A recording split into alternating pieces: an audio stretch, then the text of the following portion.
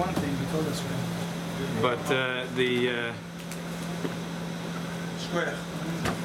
Shmulik.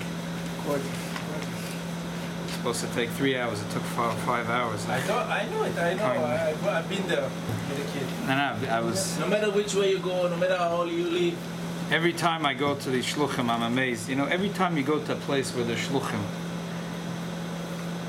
it's just to see shluchim. To see shluchim in action, it's just remarkable. First of all, dedication shluchim, and second of all, to see what the shluchim accomplished. So there was the Shabbos table. I don't know. Came up a conversation about diets. So Weiss is one of the Balabatim is a doctor who is world renowned. He's a very good friend of the Clintons. Very, very good friend of the Clintons. So in the Berkshires, Velovic. So he had a sister who married to a goy. Turned out that the goy was cheating on her, and a short time later she had Yana Machla. So she moved back to the Berkshires where her parents lived, and her brother was taking care of her. So the brother asked that the shluchim should help out. The kid said the woman started to learn Tanya and started to keep Torah mitzvahs. With children? Yeah, with 2 children. And they said she thought that she'll become healthy again. She started learning Tanya and she felt better, and she started to keep kosher and lokashet at night of Shabbos Kodesh. She said she's going to become better, but the Eibush said gehalten anders, she didn't. And so a very short time before she died, she made her children promise that they're going to marry Yidden. And she made her brother promise that they'll marry Yidden. The doctor? Yeah. Wow. She was her eyes were already closed, and it was 2-3 days later she passed away. So you see that there's a power. Yiddish women have an incredible power. And this week's parsha and last week's parsha is the story of the Bnei Tzlafchad. So this week's parsha in Masei is a continuation, and last week's parsha it starts. In Pinchas it starts where they complain they want to have a chelik in Eretz Yisrael. And in this week's parsha is again there's a complaint. So you're gonna take the nachla, which is and then you're gonna take. So let's start with this week's parsha. So they complain they want to have a part in Eretz Yisrael. It's in this chumash. It's in Pinchas page Reish Chaf Aleph. So page Reish Chaf Aleph. That's Chav Zayin Pasuk Aleph. Pinchas Chav Zayin Pasuk Aleph. It's at the end of the Shlishi.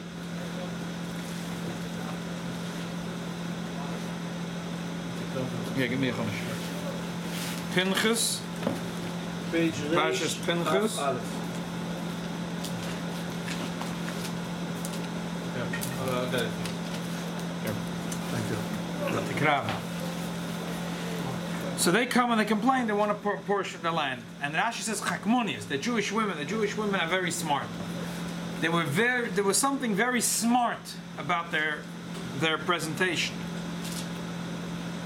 Let's read the psukim quickly.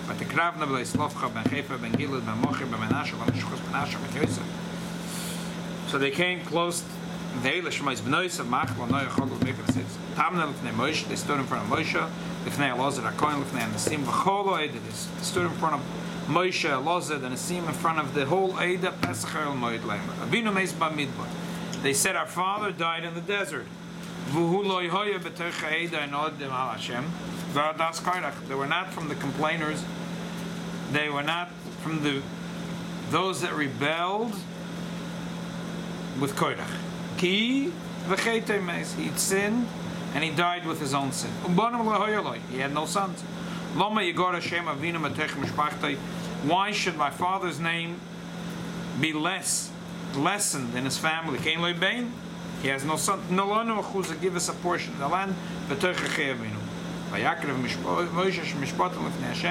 Moshe brought the mishpah to the Eibishter. The Eibishter said that they were right. V'omer Hashem el Moshe lemer came b'nei Tzlafchad doivus. Nosan tite. Nosan tite. Rashi says two portions they should get in Eretz Yisrael. Double lashon. Double lashon. One is the chelak of their grandfather, and also the chelak of their father. We'll talk about this. The Mekoshesh Etzim, right? Oh, so that's it. What was the father? So let's turn back the page. Turn back the page. It says Lifnei Moshe. It was after 40 years. That's why Aaron was not in the picture.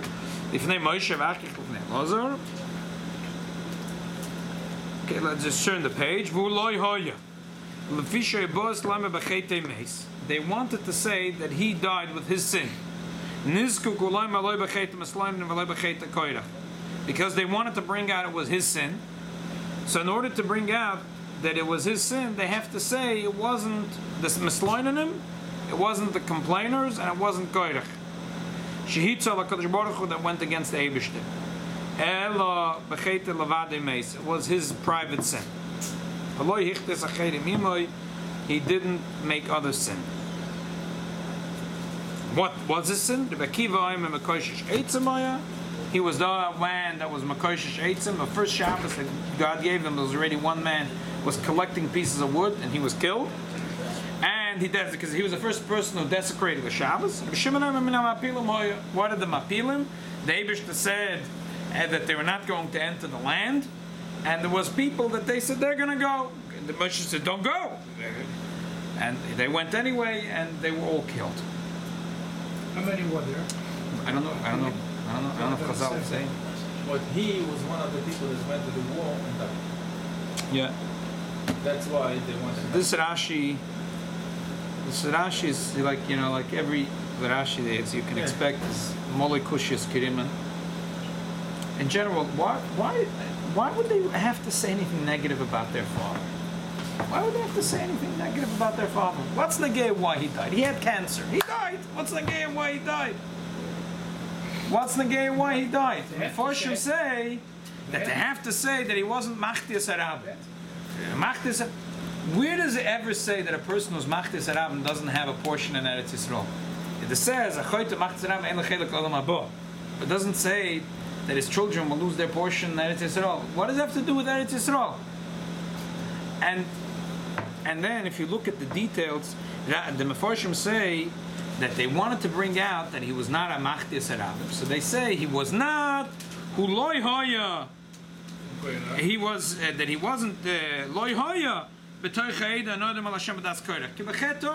private. So that ever says a simple question. Why do you have to say something like this? Just say B'chete Levadoi. If you don't want to say, if you don't want to say Hechtias Arabim, if you want to say he didn't make other people sin, how do you say that in simple Hebrew? Chata Levadoi. That's it. You say one word, Levadoi. Lo Hechtias Achedim. A whole long thing. This is a whole long drasha. He wasn't there. All this long drasha is to say that he didn't make other people sin. Say one word. That's it. One word. And then you saved yourself a whole pasuk. If that was really what they're trying to say, and that's really what Rashi is trying to say, one word. So the Rebbe has a beautiful chidush in this pasuk. He says that he thinks it's truth shall make a child will chap this. Rashi says later that they got two portions, Nos and Titan. One portion they got the grandfather. The grandfather had. In the Gemara there's a machloikis, but in Pshuta Shemikra it might be that both are true. The question was who got the land. It was given to the people that went out of Egypt or the people that went into Eretz Yisrael. So perhaps both are true. And they got two portions. They got the grandfather went out of Egypt, so his portion of land was given to them. And the father who would have been going into Eretz Yisrael, he would have gotten a portion. So they got two portions in the land of Eretz Yisrael. So because he didn't live, he died, they got his portion. So the question is like this. If you say the grandfather went out of Egypt and he deserved a portion, and the the grandfather died, and then their father died, and there was no male, so they got the portion. Okay. But if you say that the father was, that there was a second portion, the people went into Eretz Yisrael, the people went into Israel, and everyone got a portion, and he doesn't have a son. He's not alive. What do you want? Even if he was alive, say he was alive, and he had a son, the son wouldn't get the portion because he's a son. He would get because he himself was coming in. If he didn't have a son, he's not going in. Only people that are going into Israel are getting a portion. And if he had a son, the son would get it anyway, without the father. Well, what do they want? They're very smart. On the first time, they want their grandfather's portion, I understand. But what do they want from their father? The father is not... He could have had $1 million. We wanted that money. He didn't get it. He could have won the lottery. He didn't win the lottery. He could have owned the Empire State Building. He didn't buy the Empire. Someone offered it to him for $100, but he didn't buy it. He didn't go into Eretz Yisrael. If he did go into Eretz Yisrael, he would get it. And if he went into Eretz Yisrael and he had a son, the son would get a portion of land, not because of the father. He'd get his own portion of land. What are they saying? So the Rebbe says it's Adova Pashut. If you read the whole story of the Chumash, you might have the answer. You might realize that this is a simple story. The Eivisha said to all the Jews, I'm going to bring you into the land. Every Jew that went out of Egypt was promised a portion of the land. What happened? They complained. They said, we don't want a portion of the land. You don't want? You're not going to have. Not going to have. But I'm going to keep my promise, the Eivisha said. Your children that you said that they're going to be killed, they're going to get it. They're going to get what? Your portion.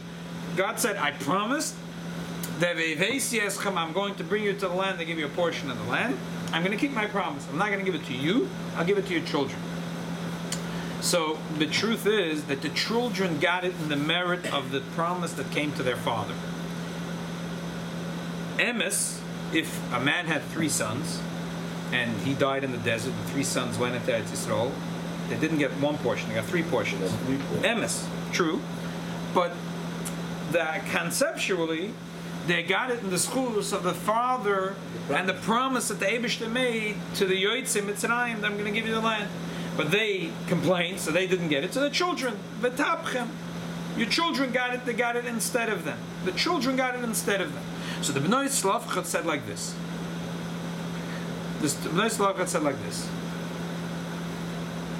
He said there's 2 ways you could learn the fact that a girl doesn't get a Yerusha. One is a technical thing, because the brothers get it. The father has the Yerusha, and the brothers get it, so there's nothing left for the girls. Or you could say that the girls are b'chalal mufke from Yerusha. They're not part of it. They're not, just like the only people that got pieces of land were only if you were 20 and older. If you were 18 years old, you could be a Goan Otzum, you know the whole Shas Baal Peh. But you didn't get a portion of the land. A portion of the land is only if you were 20 and older. But they got from their brother. But they didn't get their portion of the land. Direct in English. Yeah. So could be the women are totally mufke, they're not in the parsha like 18-year-olds, or could be they're not mufke from the parsha. It's just that when the brothers get it, so they don't get it. So they said like this. They said, wait a minute. Think about it, they said. Our father, what kind of sin did he do? So there's 2 opinions. One opinion is that he was Mekoishish. Right. When did the Mekoishish happen? The first time the Eibishter gave Shabbos. When did the Eibishter give Shabbos? It was before Matan Torah. That was watched before the Meraglim, right? Right. So there was two big sins when they complained, they complained they don't want to go into the land with the Meraglim, and they rebelled with Korach. He died a year before. He never complained that he doesn't want the land. Hashayfet kol haaretz lo yasa mishpot. It's not fear. The Eibishter promised that every Jew, when he takes them out of Egypt, they're going to get a piece of land. And that's why they said, Avinu meis bamidbar. He died in the desert. Why is it important to say he died in the desert? And what's if he died in Mitzrayim? Why did they emphasize he died in the desert? Because if he died in Mitzrayim, He never got the promise. The promise was v'hitzeisi v'yitzalti v'ge'alti v'lakachti v'hivesi. So the promise was to those that went out of Egypt. If he had died in Egypt, okay, whatever. But he came out of Egypt, so hasteless that he got a promise from God that he's going to get a portion of the land. Had he been from the people who misloinanim or from Kodesh, they rebelled against Israel. They rebelled against Kodesh. They said God made that he should have no sons. God has his ways. He complained he doesn't want to have a portion of the land. He dies, he has no son, he has no gamek. That's it. But our father got a promise from the Eibishter. Okay, so he died. But he died b'midbar. So where is the promise? Why did they have to say something negative about their fathers? But the thing is like this. If they would say that he was not from the Misloinanim, he didn't complain against God to Israel, everyone would say, you're lying. We know that every single Jew complained. We know that besides Kolev ben Yefunah and Yeshaya ben Nun, everyone complained. So what are you saying your father didn't complain? You're lying. So therefore they had to qualify themselves. The Iker was not B'cheitoi Meis, like all the Mefarshim say. He was only his own sin, he wasn't Machti Derabim. The Iker is to say, the main part of the Pasuk is all the words. He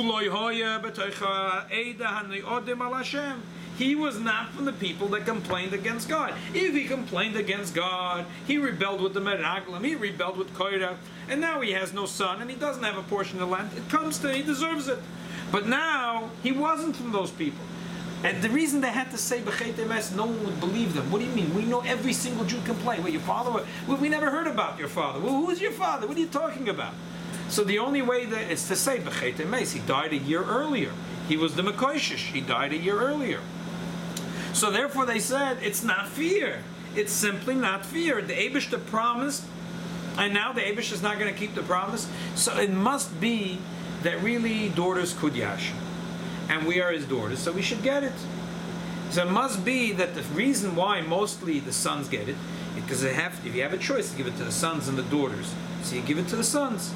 And if he has daughters, they're married to other men, they're going to get so it's even, it works out. It works out. But in our case, our father got a promise from the Eibishter. So how come it must be that daughters could get a Yerusha. That was their complaint. So that's why they had that the main part of the pasuk. Our question was, according to all the Mefarshim, they wanted to say that he wasn't a choyta machti sarabim. So the question was, so if he was a choyta machti sarabim, so what? So what?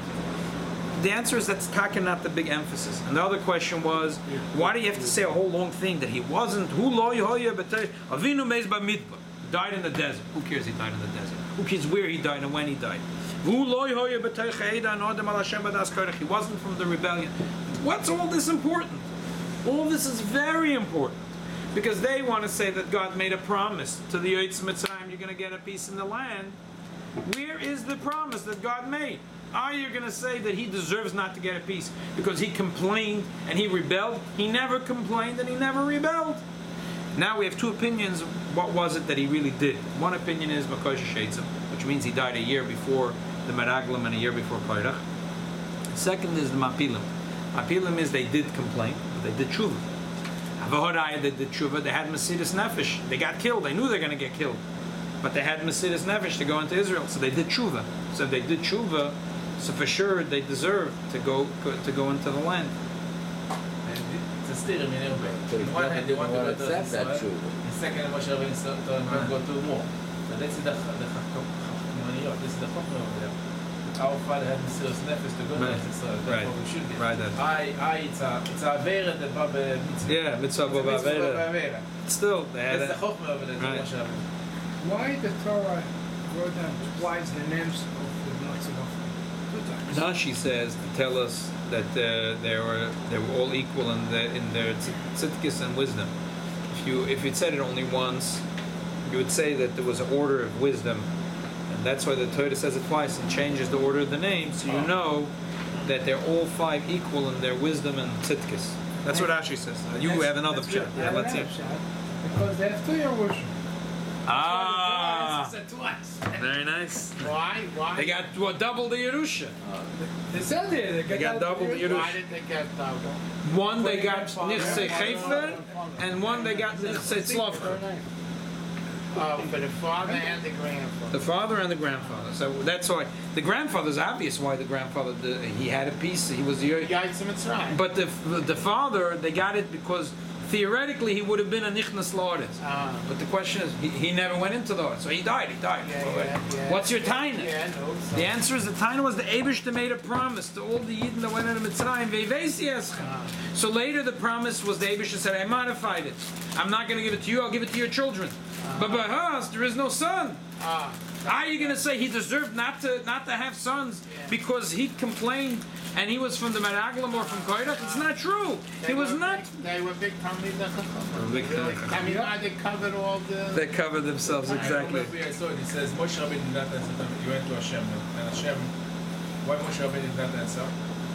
Because what happened over here? They gave him shochat to Moshe Rabbeinu. Why shochat? Because he said to Moshe Rabbeinu, he did not went against you, so he wasn't one of you, the people. So now Moshe Rabbeinu. Now you're comforting me. I can pass you. Very nice. Because he's no care about them. Yeah. Now the Rebbe says, why is it that Rashi brings the names Rabbi Shimon and Rabbi Akiva, and there's two opinions here. Rashi brings Rabbi Akiva and Rabbi Shimon.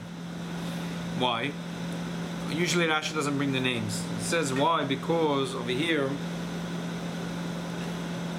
there's a mile in each pshat. If you say he's Makoisha Sheitzim, obviously he never complained against Israel. He died a year before the rebellion. He died a year before the Meraglim, before Koirach. But in the one hand, before Matan Torah. In the one hand, the sin is a little smaller. The sin is a little smaller. It was not even Matan Torah yet. It was not even Matan Torah yet. It was before all the mitzvahs after Matan Torah get a much stronger power. Here it was not even Matan Torah yet. So in a way, it was a smaller Aveda. He wasn't involved. The truth is, he wasn't Machdias Arabim. So it's a smaller sin. On the other hand, if you hold the pshat that he was Mapilim, they had Mesiris Nefesh, he got killed to go into Israel, so he absolutely did tshuva, and he deserves to get a part in Israel.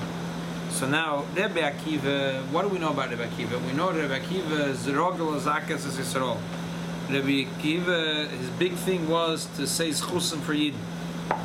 He was called Chasiduse, Shavkel Chasiduse. He always wanted to B'malamet Zchus on Yidden. So the biggest limit Zchus is to say that this guy had a smaller sin. But what do we know about Reb Shimon? Reb Shimon is Dorish Time of the Krah. Reb Shimon was always said, wait, let's really think about the logic of the pasuk. Don't just tell me the words. Reb Shimon has a shit, the Dorish Time of the Krah. So if you want to be Dorish Time of the Krah, the best way to say that he deserves a part in Israel, he had Mesiris Nefesh. He did tshuva and he got killed over it.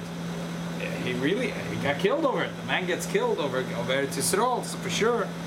So that's Dorish Time of the Krah. Another point you could say about Rabbi Akiva is this week's parsha. We see that they were not married yet,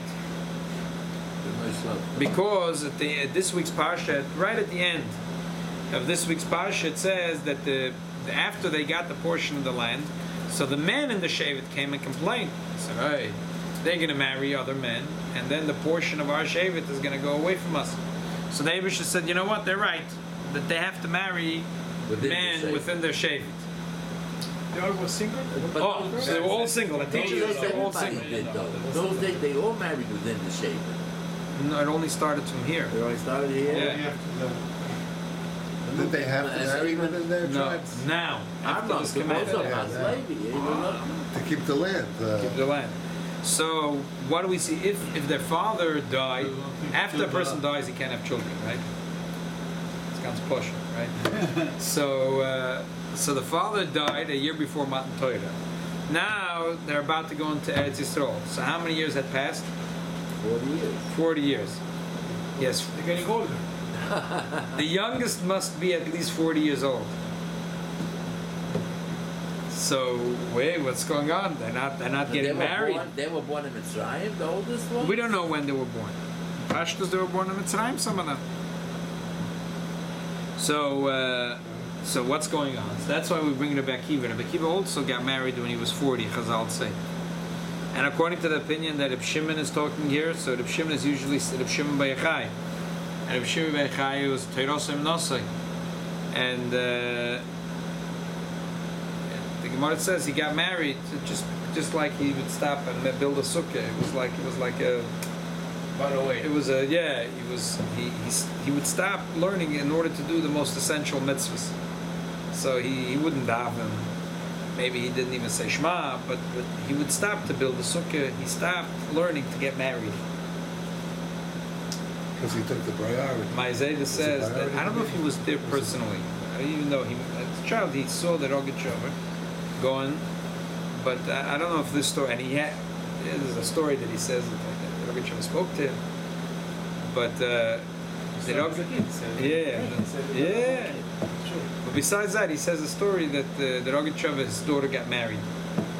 So they asked him to be Masei Kedusha. It's his daughter, right? Okay, fine.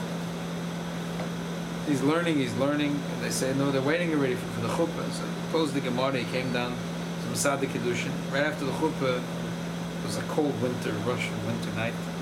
He goes back up in the Beis Medrash, and he's warming up his hands over the oven. He says, "Ay, Tsar Gidl Bonin." He said, "Oh, the trials and tribulation of having children." He didn't even go to the wedding. He didn't go for the wedding. He just came for the chuppah. He just came for the chuppah. He had to stop learning a little bit. Tsar Gidl Bonin. I have something for the Tzlafchad. I think what they did something very, very marvelous. They're telling Am Yisrael, they're telling Moshe Rabbeinu, our father was Mekosher Hetzim. We don't know, nobody knows what his Avera, what to do. By him, when Mekosher Hetzim, now the Jews know, they're not allowed to be Mechalel Shabbos. And this is Right. the punishment. Right. He had Mesiras Nefesh to go Right. Avera, so other Very people nice, know. very nice. Like if there's poison over there, somebody will say, I'll drink the poison, I'll die, and everybody will know not to Not do to die, it. yeah. Right, because I just say he meant it l'shem shemayim. Right. He did it l'shem That's what shemayim. they says. Even not Lishma, but it's... He meant l'shem No, it's shemayim. Shemayim. Just like the Mapilim, they did the wrong thing, but they did it l'shem shemayim. And the Mesiras Nefesh right this old, they did tshuva. So the same thing here. You're saying parallel. He did the Aveda, but he did it l'shem shemayim. Now everybody knows. Now Right. to be Mechalel Shabbat, Right. In Shabbos speech, he spoke of it. So he said there was a guy that there's a guy in Shul, but his daughter went off the way. Finally, she's getting married to a goy. The father could not take it. So he brought the daughter to Shul one time, and he opened the secretary and said, "Step on it." No, he put the secretary on the floor and said, "Step on it." He said, "I can't do it." I said, "Why not?" Marrying a goy is doing the same thing. He said, "No, step on it because you're doing the same thing." The kids are.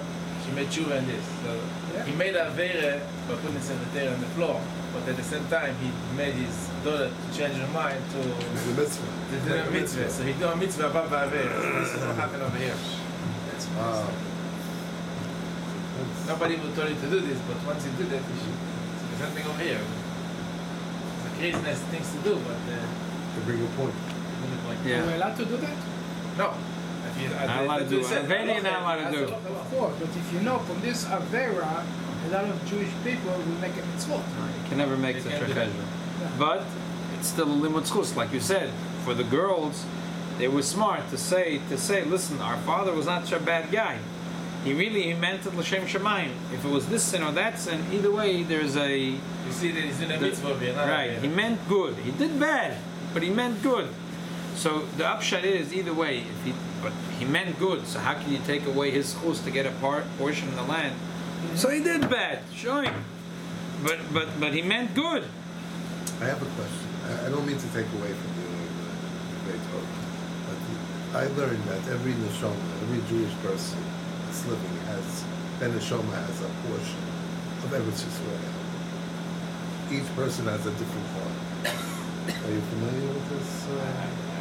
That's but a halacha. but Every year there's a partner to sell. how does one know What? Where is your Yeah, portion? where's your portion? Where's your portion? Mashiach will come. Where's your portion? And where's your portion? And how did we get this? Yahunavi will come. How did we get this? This is yours. Where did it come from? My question I is. assume Mashiach will come because it says Mashiach is going to let everyone know their yichus. Exactly. Okay, but now we don't know, but yet we know that we have the connection. Right. No, But and how Mashiach do we will- know this? How do we know that the Neshama has a portion? Because the Torah says it. The Torah Torah says says that it. every single Jew got a portion of the land. Right. And, Which means. that says a Mashiach will come. Everyone will know exactly who their ancestor is. And what So if you- portion we. So then it's very simple. Which You- portion you like to have? It's not up to me. It's not up to. No, we can speak to her. I hope I'm You know what I'm saying? How do we know? We don't know yet which our portions are. But we know we have a then portion. presumably When Mashiach we'll comes, know. we'll know. That's we'll know. why we're not allowed to give one single part from the soul because it belongs to all of us. I cannot take one you portion and give it to the Arab. You don't It know. belongs to all of us. Right, Well, exactly. It's That's one already, thing we said it's to the already spoken for. You know, Exactly. It belongs to all of When us. Mashiach comes, It belongs.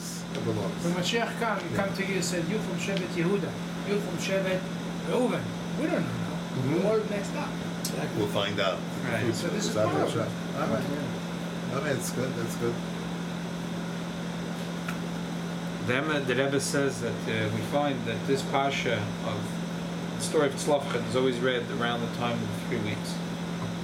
The 3 weeks is we mourn the destruction of Beis HaMikdash. The story of Tzlafchad is to do with their big love that they had for the Beis HaMikdash, for Eretz Yisrael. The Bnei Tzlafchad they had an incredible cheshek to have a portion of the land. That's what every Yid needs to have in the 3 weeks.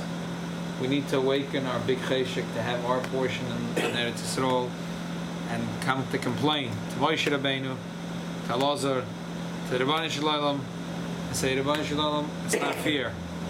We want our portion in Eretz Yisrael. Just like Yetazai. Now.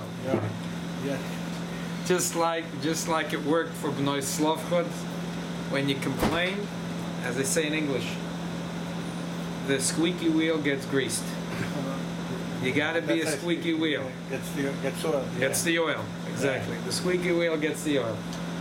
The Bnei Tzlafchad, that's it. They were squeaky, they complained, they got. All So- the women. But But the all the Zebed- women We could complain also. that didn't We could go complain, with but the we're not. Raglim, and all the women that didn't go with Right. Torah. We Right. can want. We want. Right. I was wondering why they call him Tzlafchad. Yeah. Tzlafchad, he was sharp. Had is sharp. He was sharp like the father. Very nice. The Rebbe briefly made that from here you learn that even women must learn there. Because once they learn there, they know they belong to Eretz Yisrael. So the 3 weeks is a teaching not just for the men to learn there, even for women to learn by Beis HaMikdash. Because they have to know the halachas, what they have to do, and also it says that the Chachamot, that the sheep was alive, and they know how to Right. sewing on the sheep before they cut the skin. It is a big Right. chokhmah. Right. They did it for Beis HaMikdash, not for their own clothes. Right. You're saying about Tzlafchad, so there's a beautiful word, and I know it's a Chassam Sofer. Blina that I'll try to find it where it is. I think it's in Masechus Brachos. And when I'll find it, I'll tell it over fully, but Achap, it's like Chassam Sofer word. There's a Gemara in Shabbos that there was once a big chosed. On Shabbos, he walked in a field and he saw that there was a breach in the gate. So he thought to himself, after Shabbos I have to fix it, very important. They're gonna come in, they're gonna rob the whole field. As soon as he said that to himself, he said, Shabbos, I was thinking about business in the week. Oh yeah, wow, that's. He said, I'm never ever gonna rebuild that gate. That crack that's open Was it the Machshav on Shabbos? forever. Let all Ganovim come and steal everything in my property. I'm never gonna fix that. What happened? Miraculously, a Tzlafchad, a Tzlafchad, a tree called Tzlaf grew over there, and we're going to learn about this in the Gemara Mitzvah next winter. That's going to be the first Gemara we're going to do. Very complicated Gemara actually, but that's the opening of Hilchos Brachos. Siman Reish Beis. Hopefully we'll start next year. about Tzlaf. Some sort of more to the kavod, and hopefully by next year I'll find it. He said that it's brought somewhere that the neshama of that chassid was a gilgul of Tzlafchad. Tzlafchad had desecrated Shabbos, so now in the second gilgul, the tree go that the Makash is covered. so he was metakin. He was metakin over there. He desecrated Shabbos. Over here, he kept Shabbos so strong just because he thought he's gonna fix it. That was it. So that was a tikkun for Tzlafchad. Wow. That's why the Eibishter made a nest. What grew there? A Tzlafchad. A tree because That closed up the gate. That closed up the gate. The Tzlafchad. Because he was a gilgul of Tzlafchad. So the Eibishter, and he was metakin his oven. So therefore, what grew at Tzlafchad? A new Tzlaf. Shedach Sam Seifzer, huh? We know every name, everything in the Torah is not stuff. Right. Why Chad? Because they were Chadot. The Chadot, his daughters. His daughters were sharp. Everything has a reason. Everything. We have to look. You have to learn and look and learn and see.